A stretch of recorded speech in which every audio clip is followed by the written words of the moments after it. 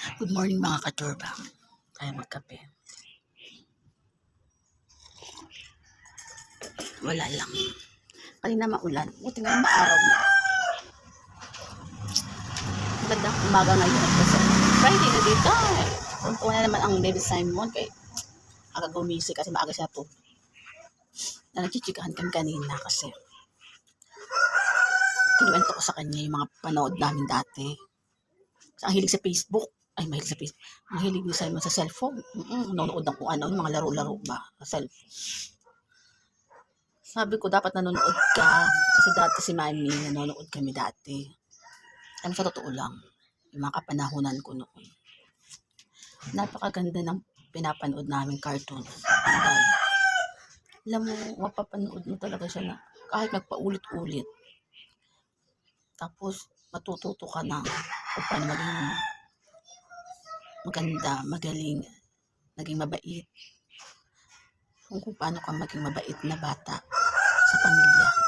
Dahil kasi ngayon, sa panahon ngayon, ang kukulit ng mga bata. Dahil, kaloka. Kaya noon, lagi kami nagpapalabas, pinapanood kami dati.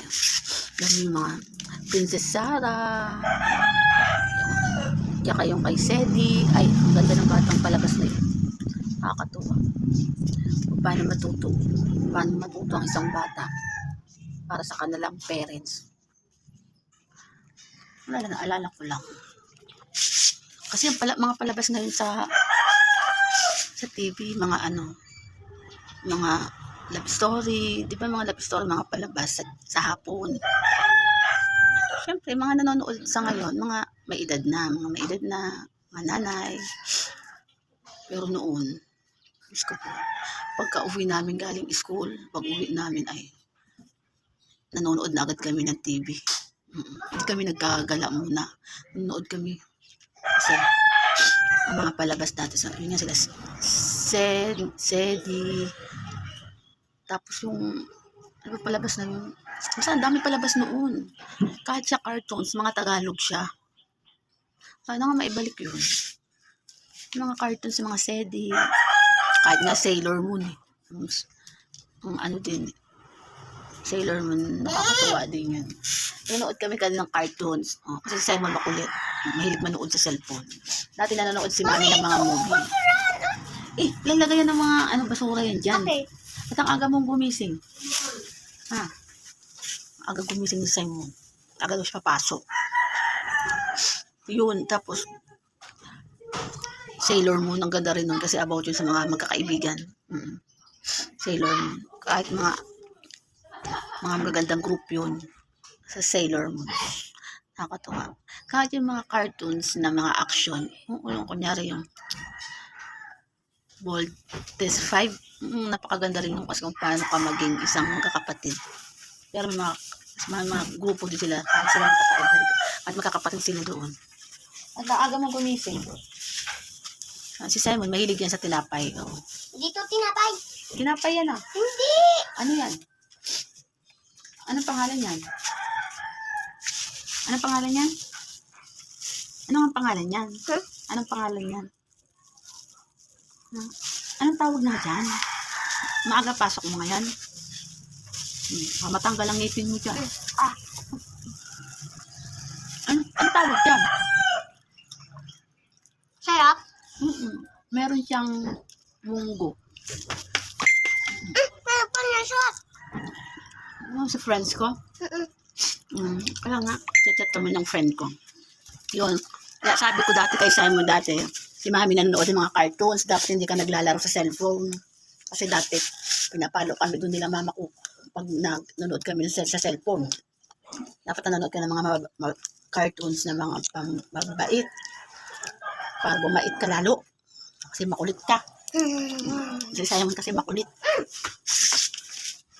Sana nga maibalik talaga yung mga Sarah, Sedi, tapos yung ano ba yun yung family parang isang buong pamilya na walang ina, tapos nagkaroon sila ng isang yaya, pero minahal nila yung yaya hanggang sa naging asawa ng papa nila yung yaya, kasi mahal na mahal ng yaya nila. Palabas din yung dati na kalimutan ko yung pangalan, Ay, nakakatuwa. Ang dami, basta napakadaming palabas noon, mga cartoons. Kahit cartoons yan, hindi siya nakakaumay. Sana nga maganda, balik sila. Para naman ang mga bata, mabawas-bawasan ang mga cellphone. Kaya puro mga ka-cellphone lang. Diyos mo dahil. Minsan, may mga time na inaabot ng gabi, kakapanood ng cellphone. Ay nako, sa panahon ngayon, ibang-iba talaga. Halos minsan iba nagkakasakit sa sobrang cellphone. Saya talaga ang panahon natin. Dahil naging natuto tayo, mas natuto tayo na paano maging mabait. Paano, paano, tawag dun, gumalang sa mga matatanda. Pag may makaaway man na bata, talagang natuto hanggang sa naging mababait ang mga bata. Uday. Kasi noon, kapanahon noon talaga, wala pa ako na, ano ng mga, yung tawag noon kasi panahon na noon, hindi uso ang mga bully-bully. Noon, hindi uso yung dati. Mga kapanahonan natin. Ngayon, Diyos me, napakadaming makukulit na bata. Hindi, makapag-away. Diyos ko, mga bata pa lang, mga liliit pa lang, ang tatapang pa sa magulang. Sige. Sana talaga, bawasan din talaga ang mga laro para sa cellphone. Kasi malaking tulong din kasi yan. Naalisin ang mga laro sa cellphone. Kasi pati mga bata na natututo. Nababawasan sa pag-aaral. Nababawasan ang paggalang. Nababawasan kung paano paglaro na maayos. Hindi puro away. Hindi puro kulit. Hindi puro, hindi gumagalang. May mga talaga sa panahon na yun. Di ba marami talaga? Sana, ibalik yung mga dating cartoons na Tagalog. Malaking tulong yan na maibalik ang mga palabas noon na Tagalog. Kahit siya cartoons, tinatagalog nila at saka malaking tulong na marami ka talaga matututunan. Especially sa mga kabataan ngayon. Para mabawasan mga cellphone, mga mukhang cellphone. Ay, Diyos mo dahil, kaloka. Yung iba, hindi mapigilan. O minsan, yung mga magulang, hindi mapigilan. So, paano maglaro ng cellphone ang mga bata. Bawasan na lang talaga. Sana bumalik ang mga cartoons natin panahon ngayon. Diba? Kasi mga kaedad ko, ang mabait natin, diba? Kasi yung panahon natin, mabait tayo. Hanggang ngayon naman, mabait tayo. Yun lang, pachika lang. Kilig ako sa sarili ko. Namiss ko lang yung mga cartoons. Yun lang, pachika lang ako. Okay, kaya na nga sa iyo. Pachika, makapagkape na nga.